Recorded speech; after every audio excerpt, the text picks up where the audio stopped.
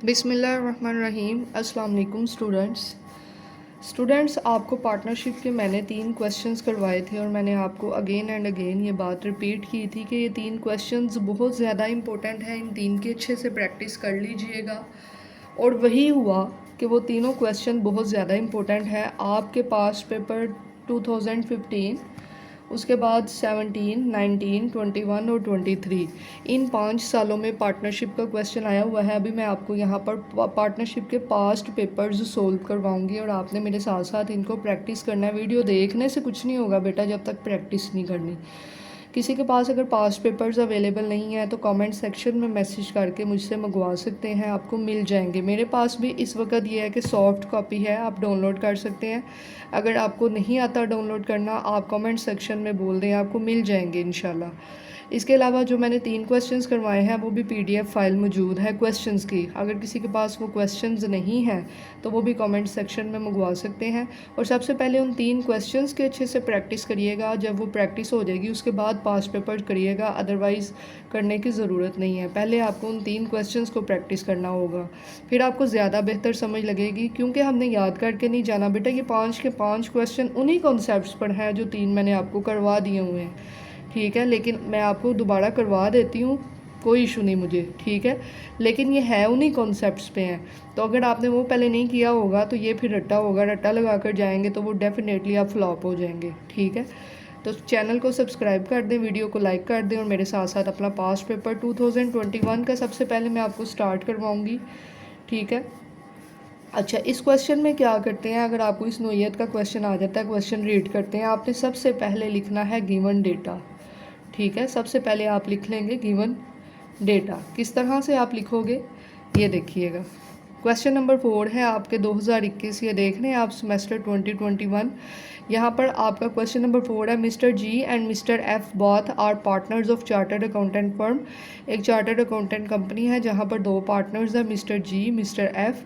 Mister G investing $1 lakh and mister F $80,000। देखो यहाँ पर रुपीज़ की बात नहीं हुई, यहाँ पर अमाउंट दी हुई है इन डॉलर्स, तो आपने डॉलर्स में ही लिखनी है। जिस करेंसी में अमाउंट होगी आपने उसी करेंसी के अकॉर्डिंग क्वेश्चन को सोल्व करना है। They agreed to share profit as follows. Salary दी हुई है 80,000 मिस्टर जी की एंड 60,000 टू मिस्टर एफ की। हम साथ साथ अपना गिवन डेटा नोट करेंगे।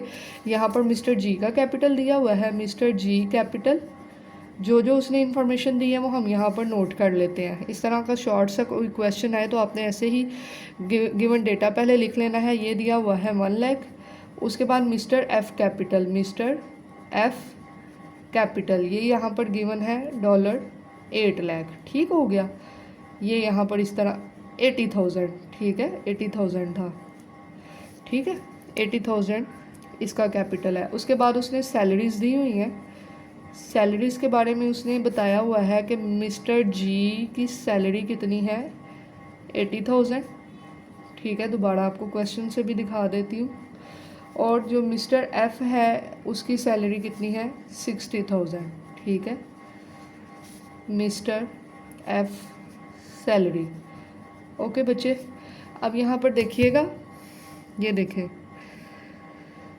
Salary 80,000 to mister G and 60,000 to mister F. आप भी इसी तरह से 2 मोबाइल ले लें, मदर का, फादर का, ब्रदर का, सिस्टर का, फ्रेंड का, रिक्वेस्ट कर लें 2-4 घंटे के लिए। तो एक मोबाइल पर अपने वीडियो प्ले करें और एक मोबाइल पर इस तरह से, जाहिर है अब एक दिन के लिए आप प्रिंट तो करवाओगे नहीं, तो आप इस तरह से काम कर सकते हैं। अच्छा, उसके बाद उसने इंटरेस्ट अलाउंसेस बताए हैं 15% of beginning capital account balances. उसने क्या इंटरेस्ट भी दोनों को देना है उनके कैपिटल के अकॉर्डिंग। यहाँ पर हम लिख देंगे interest expense rate, interest allowance rate लिख दें। वो उसने दिया हुआ है 15% ऑफ बिगिनिंग कैपिटल अकाउंट्स, ठीक है जी। इस तरह से लिख दिया तो बात ख़त्म हो जाती है। उसके बाद है any partnership earning in excess of the amount required to cover the interest and salary allowances to be divided 60% to Mr. G and 40% to Mr. F। इस लाइन का मतलब ये है कि सारे एक्सपेंसेस को, सैलरी और इंटरेस्ट को लेस करने के बाद अगर कोई प्रॉफिट बचता है कंपनी को तो मिस्टर जी को मिलेगा 60% और मिस्टर एफ को मिलेगा 40%। यहाँ पर हम लिख देंगे प्रॉफिट डिस्ट्रीब्यूशन रेशो या प्रॉफिट डिस्ट्रीब्यूशन परसेंटेज जो दिया हुआ है, परसेंटेज ये उसने दी हुई है। परसेंटेज कितनी दी हुई है? उसने कहा है कि मिस्टर जी को दे दें 60%, मिस्टर एफ को दे दीजिए 40%। ये था आपका गिवन डेटा, लेकिन हमारे पास इनकम किधर है, प्रॉफिट किधर है? अभी क्वेश्चन कंप्लीट नहीं हुआ, देखिएगा। The partnership net profit for the first year of operations amounted $2,47,000। ठीक है, ये क्या है? Net profit for the year. Net profit for the first year दिया हुआ है ना, for the year. Net profit है कंपनी को हुआ 2,47,000। अब हम अपना क्वेश्चन करेंगे स्टार्ट। देखें, गिवन डेटा लिखने का फ़ायदा ये होता है कि सारी चीज़ें अलाइन हो जाती हैं, पता चल जाता है कि क्वेश्चन क्या है। करने को आप डायरेक्ट सोल्यूशन सोल्व करके आ जाओगे, चेक भी हो जाएगा, मार्क्स भी मिल जाएंगे। लेकिन अगर आप इस तरह से प्रॉपरली वर्किंग करोगे, गिवन डेटा लिखोगे, प्रॉपर एक पेपर को करके आओगे तो क्या होगा बेटा, क्या होगा? देखने वाले को पता चलेगा कि आप क्या उसको समझाना चाह रहे हो। ठीक है, आप क्या, किस तरह आपको सेंस है पेपर को सोल्व करने की। ठीक है, आपके लिए एक पॉजिटिव इंप्रेशन है कि आप पेपर को चाहिए। तो मैंने अभी देखे रफ किया है, फिर भी बेहतर लग रहा है। आप इसको जब मार्कर से अच्छी सी राइटिंग में प्रेजेंट करोगे तो डेफिनेटली आपका पेपर अच्छा लगेगा। सबसे पहले देखें, आंखें देखती हैं। सबसे पहले मैंने भी रिसेंटली आपके मिड्स चेक किए हैं, मैंने सबसे पहले देखा है आपकी राइटिंग कैसी है, आपकी प्रेजेंटेशन कैसी है और आपने पेपर को किस अंदाज में सोल्व किया है। आपकी कैलकुलेशन वगैरह, आपके जो आगे फॉर्मेट्स हैं वो तो मैंने बाद में देखे हैं। सबसे पहले मेरी नज़र ने देखा है कि कौन सा पेपर अच्छा है। ठीक है, और डेफिनेटली मैंने उन बच्चों को बहुत अच्छे मार्क्स दिए हैं उनकी, जिन्होंने प्रॉपर वर्किंग की है, प्रॉपर पेपर किया, प्रेजेंटेशन से 25/25 भी दिए हैं। ठीक है, तो इट मीन्स कि आपकी पेपर प्रेजेंटेशन, आपकी राइटिंग, आपके फॉर्मेट्स सब कुछ मैटर करता है। अब क्वेश्चन को सोल्व करते हैं टाइम को मज़ीद वेस्ट किए बगैर। यहाँ पर हम लिखेंगे पार्टिकुलर्स। अब देखें, हमारे पास दो पार्टनर्स हैं। ठीक है, पार्टनर जी है एक पार्टनर एफ है और टोटल। हमारे पास फॉर्मेट इस तरह से बनेगा। बहुत इजी सा क्वेश्चन है। आपके जो 3 क्वेश्चन करवाए हैं ना, क्वेश्चन नंबर 1 और 2 जैसा है ये। क्वेश्चन 3 डिफरेंट था, क्वेश्चन 1 और 2 सेम नेचर के थे, ये भी वैसा है। यहाँ पर लिखेंगे मिस्टर जी और साथ में लिखेंगे डॉलर। ठीक है, यहाँ पर लिखेंगे मिस्टर एफ। ये डॉलर शो कर रहा है कि सारी की सारी अमाउंट्स जो हम यहाँ पर लिखेंगे वो डॉलर में है। यहाँ पर लिखेंगे टोटल और ये भी किस में है बेटा, डॉलर में। ठीक है, यहाँ पर हम लिखेंगे नेट प्रॉफिट या net income for the year. सबसे पहले यही लिखते हैं ना। अगर आपने उन 2 क्वेश्चन की प्रैक्टिस की है तो आपको ये खुद पता होना चाहिए, बल्कि आप ये खुद सोल्व कर सकते थे। लेकिन मैंने फिर भी करवाया कि कोई स्टूडेंट कल को ये ना कहे पास पेपर आपने नहीं करवाए थे, पेपर तो पास पेपर में से आ गया।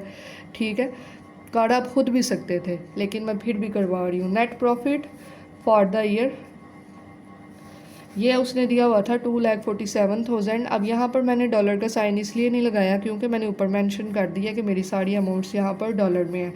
सबसे पहले मैंने यहाँ से क्या लेस करना है, सैलरीज़। किस किस की सैलरी थी? मिस्टर जी की थी, उसके बाद मिस्टर एफ़ की थी। जो मेरे एक्सपेंसेस हैं मैंने अपनी इनकम से लेस करके देखना कि मुझे कुछ बचता भी है या नहीं। मिस्टर जी की सैलरी मिस्टर जी में लिख देंगे, वो थी हमारी 80,000। मिस्टर एफ़ की सैलरी मिस्टर एफ़ में लिख देंगे, वो थी हमारी 60,000। आप देख सकते हैं 80,000 60,000। गिवन डेटा लिखने का ये फ़ायदा होता है, चीज़ें माइंड में रह जाती हैं और चीज़ें सामने साफ लिखी होती हैं। आपको ऐसे ऐसे स्टेटमेंट नहीं पढ़नी पड़ती, कोई गलती नहीं होती है। अब हमने यहाँ पर इन दोनों का टोटल करके लिख देना है 80 और ये आ जाएगा 1,40,000। ये होना है लेस, ये होना है लेस। करके देख लो, ये ना कहिएगा कि टीचर ने याद किया हुआ था। डेफिनेटली 1,40,000 ही बनता है। ठीक है, 20 इधर शिफ्ट किया 1,00,000 तो पीछे 40,000। लेकिन आपने कोई भी वर्किंग ज़ुबानी कलामी करनी नहीं है, आपने प्रॉपर वर्किंग करनी है।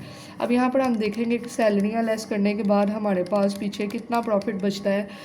प्रॉफिट में से सैलरीज निकाल दी तो 1,07,000 फिर भी बच गया। $1,07,000 फिर भी बचे हुए हैं। अब यहाँ से मैंने क्या लेस करना है, इंटरेस्ट अलाउंस। इंटरेस्ट अलाउंस ठीक है, दिया हुआ है, सो मैं लेस करूँगी। किस किस का था? एक मिस्टर जी का था, एक मिस्टर एफ़ का था। मिस्टर जी का उसने कहा हुआ था, दोनों का 15% कहा हुआ था। किस पर कहा हुआ था ये देखें, 15% ऑफ बिगिनिंग कैपिटल अकाउंट्स। ये जो बिगिनिंग कैपिटल अकाउंट्स है इनका 15%। मिस्टर जी का है कैपिटल $1 लाख, 1 लाख, इसका मैं ले लूँगी 15%। सिमिलरली मिस्टर एफ़ का जो कैपिटल है वो है 80,000, इसका भी ले लेंगे यहाँ पर 15%। ठीक हो गया। तो यहाँ पर मैं ले लूँगी 1 लाख का 15%, मेरे पास आ रहा है 15,000। यहाँ पर मैं मिस्टर जी में लिख दूँगी 15,000। सिमिलरली मैंने लेना है 80,000 का 15%। दोनों रेट एक ही है लेकिन उनके कैपिटल की अमाउंट्स डिफरेंट है। तो यहाँ पर टोटल क्या आया, 15 और 12 होता है 27,000। ठीक है, करके देख सकते हो आप बेटा। मैंने बहुत साल ये पढ़ाया है, मेरा थोड़ा सा तो एक्सपीरियंस है इसमें कैलकुलेशन का, लेकिन मैं फिर भी पेपर में 2 दफ़ा करके लिखती हूँ, मैं कभी भी ज़ुबानी नहीं लिखती। मेरे पास बैलेंस ऑफ इनकम बचता है 80,000। सारे एक्सपेंसेस, 2 तरह के ही एक्सपेंसेस गिवन थे क्वेश्चन में, एक सैलरी और एक इंटरेस्ट एक्सपेंस। जब मैंने अपने दोनों एक्सपेंसेस को लेस किया तो मेरे पास कितने डॉलर बच गए हैं, 80,000। यहाँ पर मैंने लिखना है balance of income. Balance of income sometime यहाँ पर लॉस भी होता है। अगर आपने वो 3 क्वेश्चन किए हैं तो आपको आइडिया होगा, समटाइम ये अमाउंट नेगेटिव में आ जाती है तो वो लॉस होता है। यहाँ पर पॉजिटिव आ रही है तो इट मीन्स कि कंपनी को प्रॉफिट अभी भी बाकी है। तो यही तो उसने कहा था कि अगर कंपनी को कोई प्रॉफिट बचा हुआ है तो वो इस रेशो के साथ इन दोनों में तकसीम कर दो। मिस्टर जी को मिलेगा 60%, मिस्टर एफ़ को मिलेगा 40%। यहाँ पर लिखेंगे प्रॉफिट डिवीजन। प्रॉफिट डिवीजन ये ब्लैक पॉइंटर से हेडिंग दे लीजिएगा, ये वाली, ये वाली, ये वाली, salaries, interest, allowance, profit division. Mister G को कितना मिलना है, 60%। तो मिस्टर जी का लिख लेते हैं $80,000 का 60% हिस्सा किसके पास जाएगा, जी के पास। और मिस्टर एफ़ को कितना मिलना है, 40%। जो बैलेंस ऑफ इनकम है उसका 40% हिस्सा किसके पास जाएगा, एफ़ के पास। तो हम ले लेते हैं 80,000 का 60%, तो ये आ रहा है 48,000 जी के पास जाएगा, जी के कॉलम में लिख देंगे। सिमिलरली हम 80,000 का ले लेंगे 40%, तो ये 32,000 जाएगा एफ़ के पास। ठीक है, तो टोटल इनका करेंगे तो आ जाएगा 80,000, जो यहाँ से फिर नील हो जाएगा। बहुत से स्टूडेंट्स को इस चीज़ में कन्फ्यूजन होती है कि यहाँ पर ये नील कैसे हुआ, ये नेगेटिव कैसे हुआ। देखो तो ज़रा माइंड से सोचो कि कंपनी के पास 80,000 रुपये पड़े हुए हैं, डॉलर है ना, चलो मैं रुपये की बात कर लेती हूँ। मेरे पास 80,000 रुपीज़ पड़े हुए हैं, ठीक है, मैंने इन दोनों को दे दिए, तो अब मेरे पास क्या रहेगा, ठेंगा, कुछ भी नहीं रहा। समझ लगी है बात की। 80,000 रुपये पड़े हो मेरी पॉकेट में, ठीक है, और मैं 48,000 एक भाई को दे दूँ, 32,000 एक बहन को दे दूँ, तो मेरे पास बाकी क्या बचेगा, कुछ भी नहीं। इन दोनों को प्लस किया, ये आया, इसको इसमें से माइनस कर दिया, नल करना होता है बस हमने इसको। किसी भी तरह का क्या मतलब है, जब दोनों में डिवाइड कर दिया तो ये बैलेंस नल हो गया, ख़त्म हो गया, अब मेरे पास कुछ भी नहीं बचा। तो यहाँ पर मैं लिखूँगी टोटल इनकम ऑफ ईच, देखूँगी कि टोटल जी को कितना मिला और टोटल एफ़ को कितना मिला। ठीक है, तो ये इसका तरीका ये होता है, इस कॉलम को प्लस कर दें। देखो अगर वो आपने 3 क्वेश्चन किए हैं ना, जिन स्टूडेंट्स ने, उनको ये क्वेश्चन बहुत इजी लग रहा होगा। जिन्होंने वो नहीं किए, वो सोच रहे हैं कि हम डायरेक्ट पास पेपर करके चले जाते हैं, तो उनको मैंने पहले ही बता दिया, फ़ायदा कोई नहीं बेटा, कभी टीचर की मांग के देख लिया करें, फ़ायदा कोई नहीं। 60,000 प्लस 12,000 प्लस 32,000, तो ये आ रहा है 104,000, 104,000। ठीक है जी, समझ लगी है। क्वेश्चन साल 2021 की ये आया हुआ है क्वेश्चन आपके साल 2021 में, आपने इसको अच्छी तरह से प्रैक्टिस कर लेनी है। देखो इसी तरह के अगर पिछले 5-7 सालों में आ रहे हैं तो डेफिनेटली आपको भी, अगर ये 5 पास पेपर कट जाते हैं और वो वाले 3 पार्टनरशिप के कट जाते हैं, तो डेफिनेटली आपका पेपर भी इजीली सोल्व हो जाएगा। ठीक है जी, चैनल को सब्सक्राइब कर दीजिएगा, अपना कमेंट लाजमी शेयर कीजिएगा। Thank you so much, take care, अल्लाह हाफिज़।